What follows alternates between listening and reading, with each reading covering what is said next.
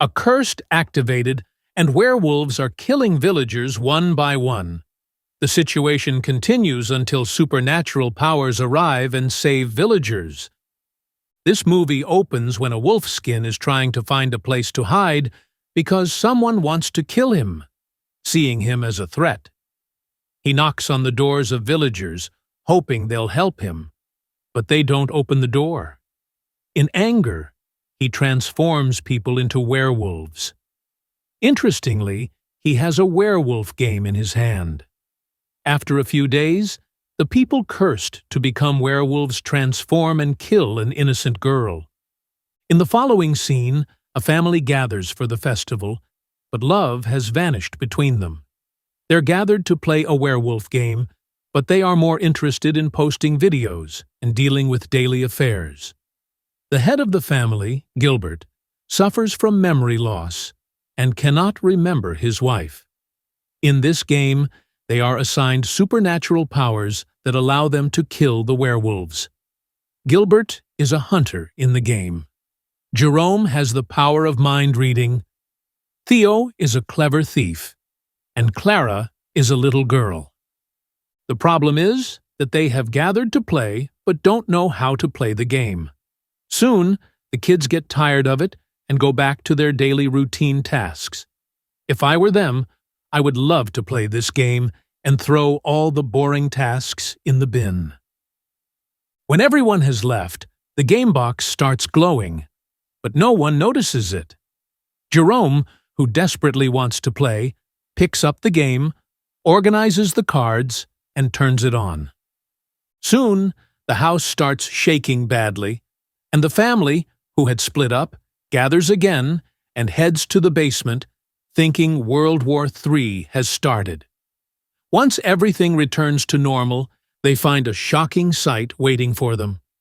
The layout of the house has completely changed, and they wonder if villagers have changed the house map. But how silly they are! How could they change the house into an old one in 30 seconds? Soon, they realize Clara is missing, and Jerome goes outside to find his daughter, but she's nowhere to be found. To search for Clara, they move to an ancient village where everything looks different. They're still shocked at how much money must have been spent to transform this village into an ancient setting. The youngest one, who is hungry, asks for food. When Marie tries to buy a bun and pay online, the seller demands she leave because he has never seen a mobile phone in his life. They are then informed that the Imperial forces are about to execute a criminal. Believing Clara might be there, they arrive to watch the event. But their eyes widen when they see the Imperial officer behead someone. They still think it's part of a show, until Jerome tastes something and nearly vomits. It's real human blood. Realizing something has gone wrong, Jerome decides to get his family out of there. Unfortunately, the Imperial officer spots them and orders their capture. Later, they reach the fields, and Jerome explains the situation. They're shocked, nearly to death. To calm them, a soldier arrives and informs them that they are in the year 1497, not 2024. At the same time, Marie's phone alarm turns on, and the soldier, unaware of what a mobile phone is, thinks something is wrong and steps forward to kill them.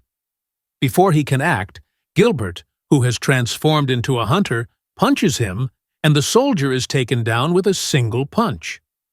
They return home to discuss the situation and are shocked to discover that Gilbert's memory has returned. Just then, a ghost starts knocking things off the table and even throws flour around. She then reveals that she's Clara. Clara is invisible to the world and can't speak because she's a ghost. If I had powers, I'd use them to prank my annoying friends too. They only know it's Clara because Jerome can read her mind. They're trapped in a terrible situation, and it gets worse when the Imperial officer arrives and accuses them of being magicians. Jerome clears their doubts by singing a marvelous song, though he has no idea how he can sing so well. The Imperial officer leaves, considering them innocent. At night, they realize everything is happening because of the werewolf game.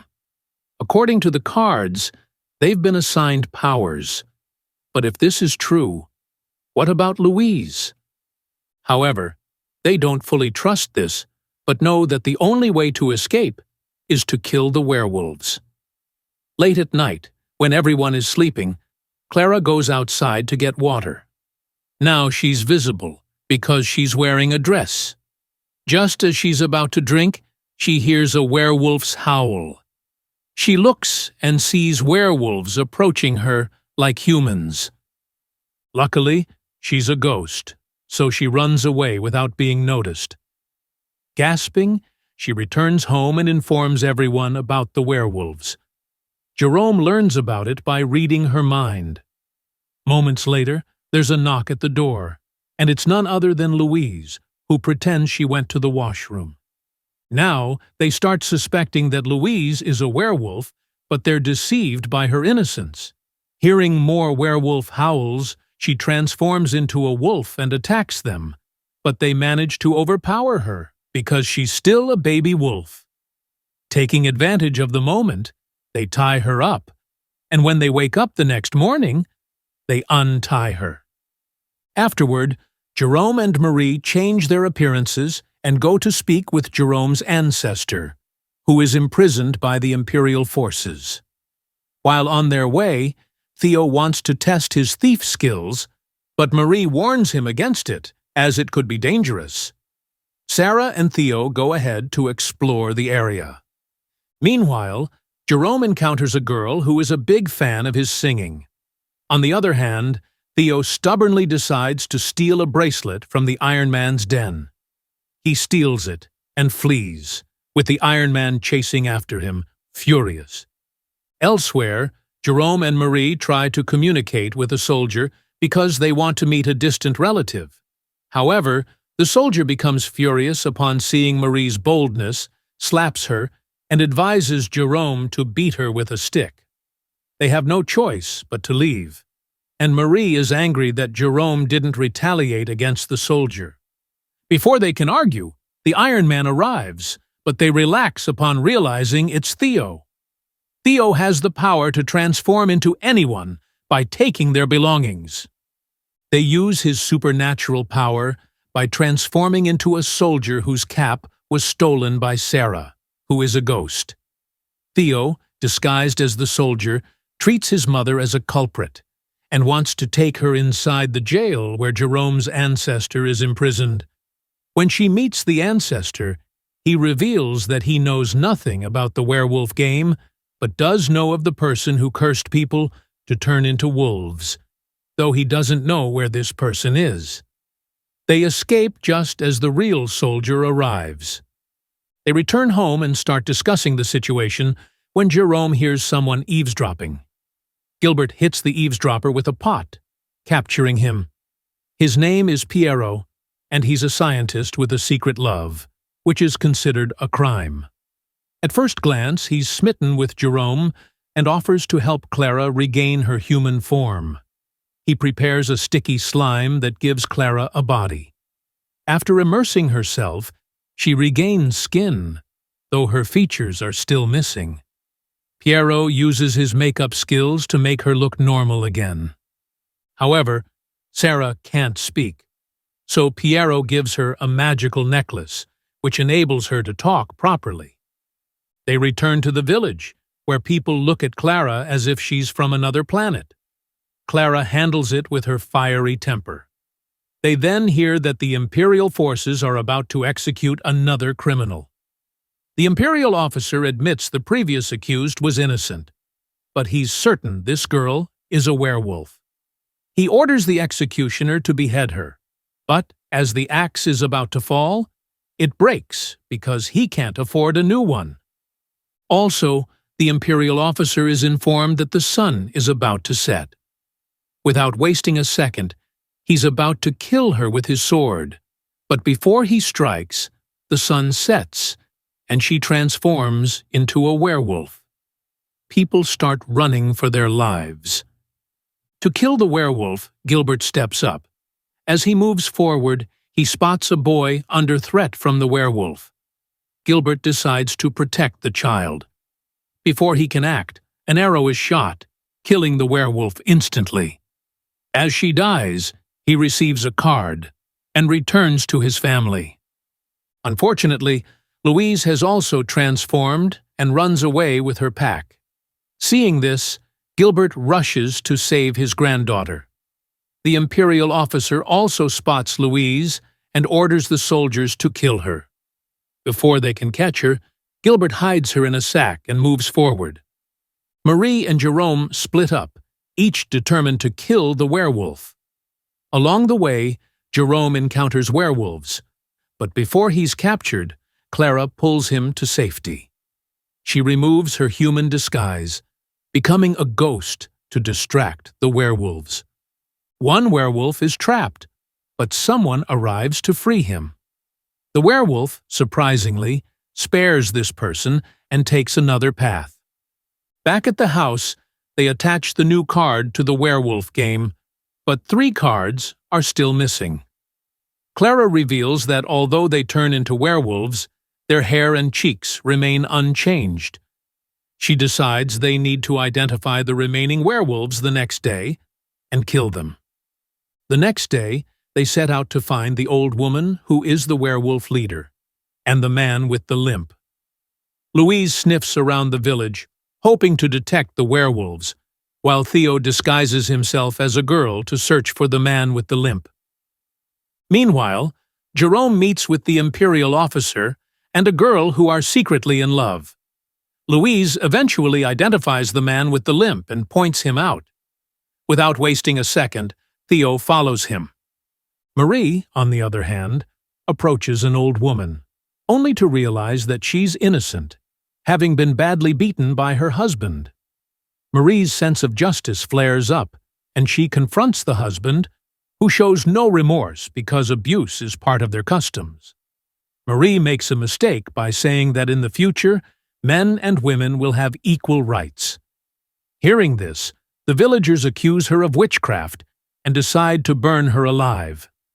When Jerome learns of this, Marie tells him to escape because they can't fight against such beliefs. However, Jerome shares his mother's final wish with his family, and they decide to bravely fight for her. The next day, as Marie is about to be executed, Jerome arrives, asking to sing one last song for his wife. His captivating voice enchants everyone, causing them to dance and enjoy the beat. Clara seizes the opportunity to free her mother and her ancestor. A carriage is already prepared, and they all board it, ready to escape. Unfortunately, the Imperial officer spots them, and Jerome flees on horseback. As they escape, their ancestor is struck by an arrow. Marie removes it, but Gilbert warns her to leave it in, so she puts it back. On the way, they meet Piero, who advises them to hide in a church basement and provides them with a code for safety. They finally reach the shabby church, where Gilbert closes the door with an immense statue. They also find the place to enter the code, and when they do, the ground starts shaking. Suddenly, the werewolves arrive, ready to attack. The family prepares to fight. Gilbert uses his strength to punch a werewolf, Clara uses light to set it on fire, and Theo, disguised as the Iron Man, fights fiercely. During the struggle, Clara is pushed back and loses consciousness. Seeing this, Gilbert and Theo knock down the werewolf and manage to overpower it. The Imperial officer arrives and shoots an arrow at Jerome, believing he's the werewolf who cursed them, as he had fallen for a girl who turned into a werewolf. Just before the arrow hits Jerome, Gilbert steps in to save him, but a werewolf attacks him. Louise, now in her childlike werewolf form, is about to attack her family. But Jerome and Marie sing her favorite song, which stirs her human side, and she begins fighting against the werewolf. Louise holds her own but is ultimately thrown to the ground, taking her last breath. Seeing this, Marie's fury awakens her powers, and she strips the werewolf of its abilities, reviving her daughter. Every evil creature is defeated, and the family is united once again with an unbreakable bond. Before leaving, Jerome realizes that Piero is a great painter and tells his ancestor to buy all of Piero's paintings. Once they return home, Gilbert gives Jerome letters with messages, knowing his memory is fading. If you enjoyed this movie, don't forget to subscribe to the channel.